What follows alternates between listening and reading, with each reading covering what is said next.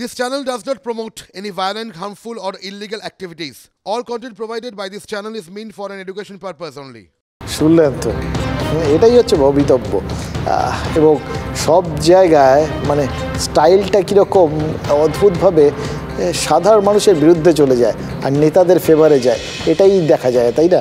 অভিযোগগুলো তো তাই বলছে। দেখুন, কয়েকদিন পরেই গঙ্গাসাগর মেলায় পুণ্য স্নান। আজই মুখ্যমন্ত্রী সরেজমিনের প্রস্তুতি খতিয়ে দেখতে গেছিলেন। প্রবাদ আছে, মেলায় পুণ্য স্নান করলে নাকি সব পাপ টাপ ধুয়ে যায়। ভাবুন তো, এত অভিযোগ যাদের বিরুদ্ধে, তারা সবাই যদি ওই গঙ্গাসাগরে পাপ ধুতে যান, তাহলে সাগরের দশা কি হতে পারে? নীলকণ্ঠ বলে একটা কথা আছে, জানেন তো? ভিন রাজ্য থেকে আসা পুণ্যার্থীরা অভিযোগ করেছেন পুণ্য করতে এসে বিষ গিলতে হচ্ছে তাদের, তোলাবাজির বিষ। বিভিন্ন জায়গায় নাকি বিভিন্ন সংস্থা পার্কিং ফি চাপিয়ে দিচ্ছে, তোলাবাজি করা হচ্ছে গাড়ি থামিয়ে, এরকমই তো খোলাখুলি অভিযোগ করেছে পুণ্যার্থীরা। মুখ্যমন্ত্রী তো একটা সময় তীর্থকর তুলে দিয়েছিলেন। তিনি কি জানেন তার আড়ালে কি চলছে? তিনি হিসেব দিচ্ছেন 8 কোটি টাকা খরচ করে গঙ্গাসাগরে আলোর মালা লাগানো হয়েছে। এত আলো, তার নিচে এত আধার কেন বলুন তো?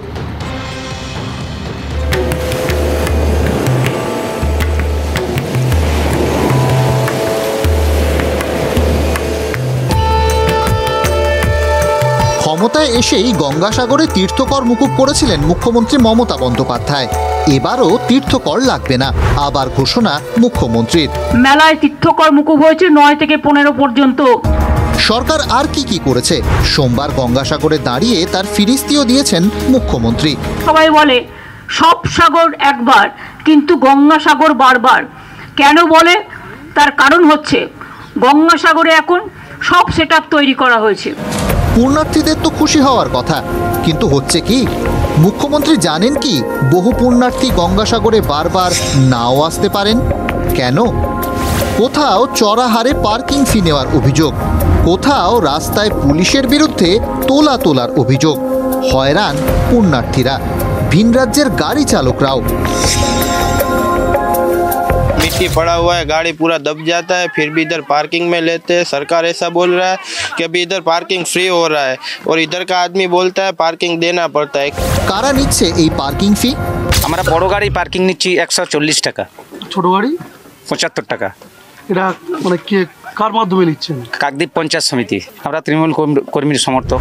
পুণ্যার্থীদের পাশে দাঁড়িয়ে তীর্থকর তুলে দিয়েছেন মুখ্যমন্ত্রী, অথচ তৃণমূল পরিচালিত পঞ্চায়েত সমিতি পার্কিং ফি বসিয়ে দিল।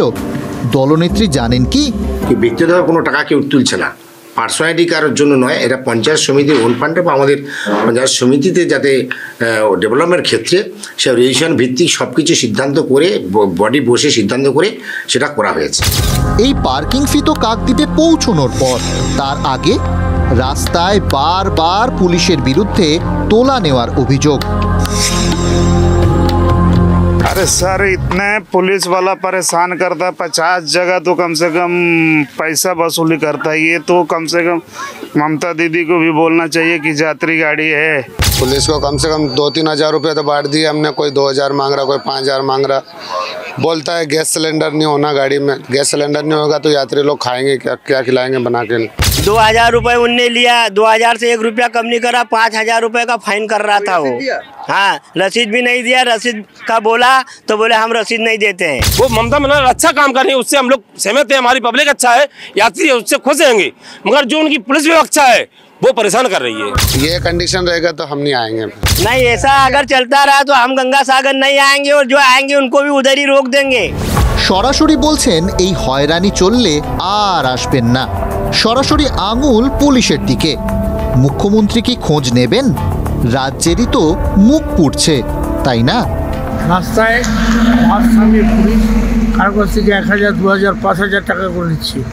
একেবারে জুলুম চলছে। কার পার্কিংয়ের নামে হাডুর পয়েন্টে পঞ্চায়েত সমিতি কাকদ্বীপ তাদের ভলান্টিয়ার নিয়োগ করে টাকা তুলছে জুলুম করে। এই যে তোলাবাজির মডেল, গঙ্গাসাগরে তো শুধু বাংলার লোক আসে না, গোটা দেশের মানুষ আসে।